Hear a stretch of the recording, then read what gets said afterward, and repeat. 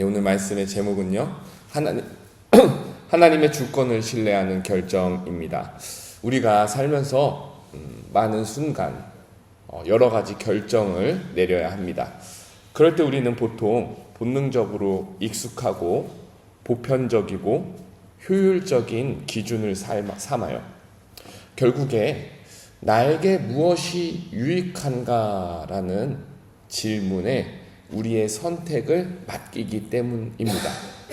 익숙한 것은 불편함을 줄여주고요. 보편적인 결정은 사람들의 비난을 피하게 해줍니다. 또 효율적인 결정은요, 시간과 자원을 절약하게 해줍니다.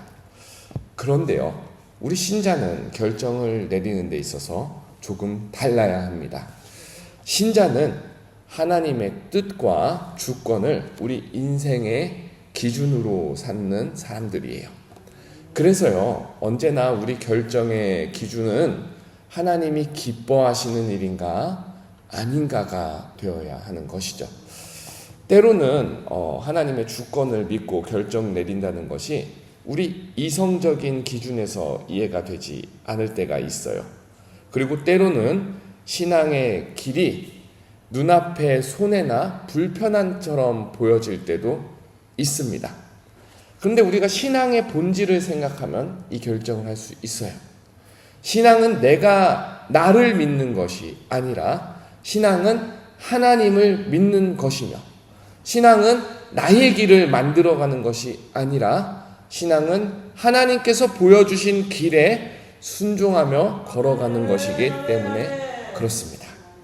요나단이 바로 그러한 신자라고 할 수 있죠.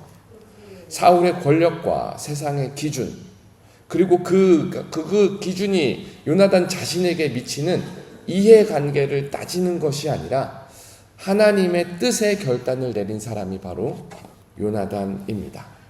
우리 30절을 한번 봐볼게요. 사울이 요나단에게 화를 내며 그에게 이르되 패역 무도한 계집의 소생아, 내가 이새의 아들을 택한 것이 내 수치와 내 어머니의 벌거벗은 수치됨을 내가 어찌 알지 못하냐. 사울이 정말로 화가 많이 난 모습이죠. 아들한테 굉장히 험한 욕설을 합니다. 그리고 그 이유가 잘 소개되고 있어요. 우리도 잘 아는 바입니다. 요나단이 아버지의 뜻을 따라서 다윗을 죽이려 하기보다는 요나단이 아버지의 반대편에 서서 다윗을 살리기 위해서 첩자 노릇을 하고 있습니다. 한마디로 사울은 다윗을 원수라고 생각하는데 요나단은 다윗을 세상에서 가장 좋은 친구라고 생각하니까 사울이 요나단에게 이 패역 무도한 계집의 소생아, 이렇게 말을 하는 것이죠. 그러니까 사울의 입장에서 보면은 요나단에게 화를 내는 것은 일리가 있습니다. 아들이면 아버지를 도와야지. 아들이 앞장서서 아버지를 거스르고 있다니 사울의 입장에선 화가 날 만해요. 그리고 사울이 말하는 인간적인 논리도 굉장히 일리가 있습니다. 그 인간적인 논리가 무엇인지 제가 읽어드릴게요. 31절입니다. 이새의 아들은 다윗이죠. 다윗이 땅에 사는 동안은 너와 내 나라가 든든히 서지 못할 것이라. 그런즉 이제 사람을 보내어 그를 내게로 끌어오라. 그는 죽어야 할 자인이라 한지라. 사울이 아주 현실 인식을 제대로 하고 있죠. 다윗이 살아있는 한 사울 왕조는 지속될 수 없다. 이것이 사울이 판단한 거예요. 물론 사울은 하나님께서 이미 다윗을 사무엘을 통해 기름 부어 왕으로 세웠다는 사실을 모르고 있어요. 이것은 사무엘이 비밀리에 한 행동입니다. 그럼에도 불구하고 사울은 지금까지 돌아가는 상황을 보면서 자기 자신도 깨닫고 있는 거예요. 다윗이 정치적으로나 군사적으로 매우 위협적인 존재다. 사울의 입장에서는 혈육인 요나단이 자기 뒤를 이어서 왕이 되어야 하는데 다윗의 기세를 보아하니까 분명히 요나단이 왕이 되는 것이 아니라 다윗이 왕이 될 것이다. 사울이 직감하고 있는 거예요. 그러니까 사울은 자기 입장에서 자기의 유익이 되는 결정을 내리려면 다윗을 죽여야만 하는 거죠. 정치적으로 당연한 선택입니다. 그럼 마찬가지로 요나단에게 있어서 요나단 미래와 삶에 있어서 인간적인 시선에서 유익이 되려면 어떻게 해야 합니까? 아버지를 따라야 하죠. 아버지 말을 듣고 다윗을 잡아와서 아버지와 합신해서 다윗을 죽이고 자기 앞길을 갈고 닦는 것이 요나단이 인간적으로 할 수 있는 최선의 선택입니다. 근데 우리가 성경을 보면 잘 알듯이 요나단은 자기 유익과 미래를 위한 길을 좇지 않아요. 자기 감정이나 자기 이성을 따르지 않고 요나단이 선택하는 것은 하나님의 주권을 따르는 것입니다. 이것이 요나단과 사울의 차이예요. 사울은 31절에 분명히 이렇게 말합니다. 너와 내 나라가 서지 못할 것이다. 사울이 아들 걱정하면서 하는 거예요. 요나단과 요나단 나라는 서지 못할 것이다. 사울의 인식이 무엇이죠? 이스라엘은 나의 것이다. 이스라엘은 우리 집안의 것이다. 하나님이 없어요. 이 말에서 주권이 없어요.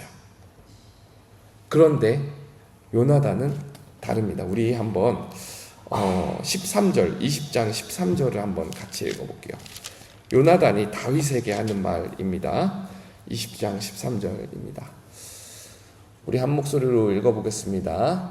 시작. 그러나 만일 내 아버지께서 너를 해치려 하는데도 내가 이 일을 내게 알려주어 너를 보내어 평안히 가게 하지 아니하면 여호와께서 벌을 내리시고 또 내리시기를 원하노라.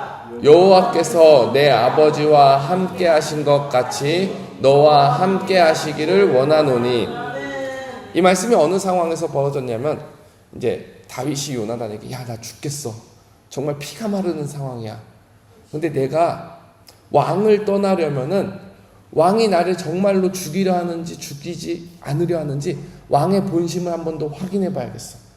다윗은 왕의 신하니까, 사울의 신하니까 왕의 뜻을 알지 못하고 그냥 혼자 도망가는 것은 신하의 도리가 아니라는 것을 알고 있었기 때문에 요나단에게 아버지 마음 좀 알아봐줘라 라고 얘기를 한 거예요.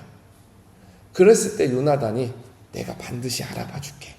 아버지 마음을 알아봐주고 사울이 정말로 다윗을 죽이려 한다면은 들에 나가서 다윗 너 머리 위로 화살이 지나가도록 쏠게. 그러면 너와 나가 아는 약속이니까 아무도 모르는 사실이니까 다윗은 너 그거 보고 사울이 죽이려 한다면 도망가라. 이렇게 약속하는 장면이에요. 근데 이 약속하는 장면에서 요나단이 정확하게 꿰뚫고 있는 영적 사실이 있습니다. 여기 맨 마지막에 보면 여호와께서 내 아버지와 함께 하신 것 같이 다윗과 함께 하시기를 원하노라 이렇게 말을 하는데 이게 새벽부터 문법 얘기를 하기 좀 그렇지만 문법을 조금 얘기하자면은 이렇게 말하는 거예요. 하나님께서 나의 아버지 사울과 함께 하셨던 것과 같이 과거의 일에서 끝나요. 요나단이 딱 알고 있는 것은 하나님이 더 이상 우리 아버지 사울과 함께 하시지 않는다. 과거에는 함께 하셨는데 더 이상 함께 하시지 않았다. 그것이 이미 완료되고 끝났다라는 것을 말로 표현을 해요. 그리고 이제는 다윗과 함께 하시고 함께 하실 것이다 라는 것을 고백하는 거죠. 굉장한 신앙의 통찰입니다. 혈육을 뛰어넘는 하나님 앞에서의 주권을 바라보는 통찰입니다. 인간적인 계산이 들어가지 않죠. 하나님이 선택하시는 방향에 따라가는 것이죠. 여러분, 우리도 마찬가지입니다. 믿음의 결단은 내가 보기에 어떠한가, 나의 삶에 어떤 유익이 미치는가, 이게 아니라요. 무엇이 하나님의 기쁘신 뜻인가를 선택하는 것이 믿음의 결단입니다. 그리고 우리는 이 결단을 내리기 위해서 하나님의 주권을 먼저 인정할 줄 알아야 돼요. 근데 많은 신앙인들이 하나님의 주권에 따라서 사십시오 이렇게 하면 막막하게 느껴요. 왜냐하면 하나님의 주권이 무엇이지? 어떤 결정이 하나님 주권에 따르는 것이지? 답답해요. 그래서 삶에서 이 주권에 따른다라는 적용을 구체적으로 하려고 하면은 하나님 차라리 우리 기도 가운데 특별한 체험이나 응답을 좀 주세요. 그러면은 제가 확실하게 알고 갈게요.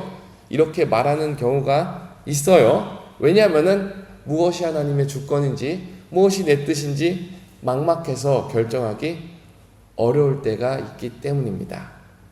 근데요, 여러분 어렵지 않아요. 잘 생각해 보세요. 주권이 무슨 말이에요? 주권은요, 진짜 주인이 누구냐라는 거예요. 진짜 주인이 누구냐를 고백하는 거예요.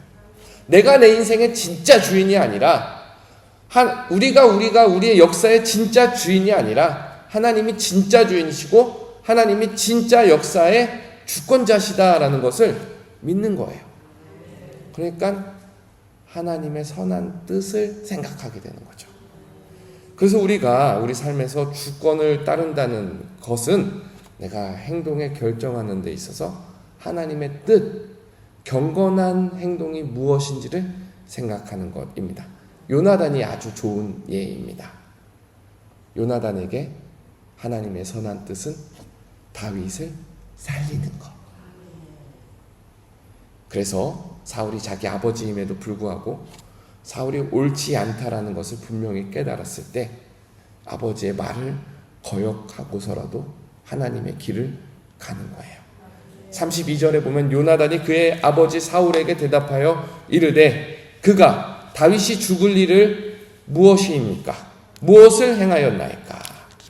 요나단은 결정하는 거죠. 이건 옳지 않다. 이것은 하나님의 뜻이 아니다. 칼빈은 이렇게 표현합니다. 경건이란 인간이 자신을 부정하고 하나님의 주권 아래에 자신을 굴복시키며 그분의 뜻과 섭리에 기꺼이 순종하는 것이다. 반대로 얘기하면 하나님의 주권에 따르는 것은 자기 자신을 부정하고 경건한 길을 걷는 것이다 라는 거예요. 사랑하는 여러분, 오늘 하루 우리가 경건의 실천, 경건의 길에 동참하기를 소망합니다. 나의 길에 당장 유익해 보인다 할지라도 경건이 아니면 가지 마십시오. 당장에 내가 보기에 좋아 보인다 할지라도 말씀의 방법이 아니면 따르지 마십시오. 말씀과 양심의 거리낌이 된다면 그것을 과감히 내려놓아야 합니다. 길이 아닌 곳에 미련을 두지 않고 하나님께서 여시는 길을 담대히 내다보십시오. 하나님께서 갚으실 겁니다. 사람이 갚는 것이 아니라 하나님께서 세우시는 길에 참여하는 우리가 되기를 주님의 이름으로 축복합니다. 우리 함께